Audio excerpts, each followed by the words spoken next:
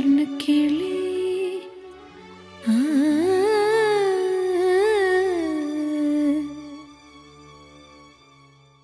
എങ്ങു നിന്നു വന്ന പഞ്ചവർണ്ണക്കിളി നീയോ